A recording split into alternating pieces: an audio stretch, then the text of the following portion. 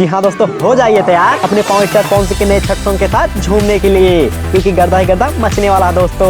और इस गाने को 28 अक्टूबर को रिलीज कर दिया गया है, जो तहलका मचा रहा है दोस्तों। और इस वीडियो में बताएंगे इस गाने के बारे में कंप्लीट जानकारी, तो वीडियो के अंत तक बने रहिए। और अंतिम वाला अपडेट तहलका मचा देगा दोस्तों, इसलिए वीडियो को जरा भी स्किप मत करना।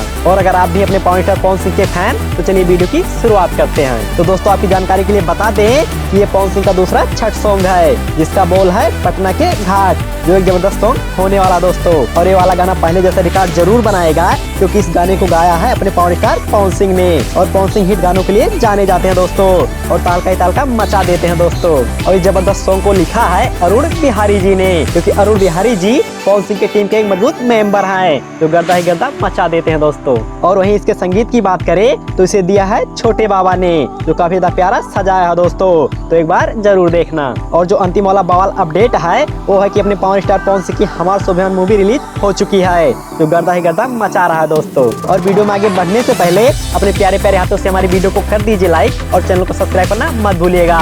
और आगे मिलते हैं नई वीडियो के साथ, तब तक के लिए जय हिंद, जय भोजपुरिया समाज।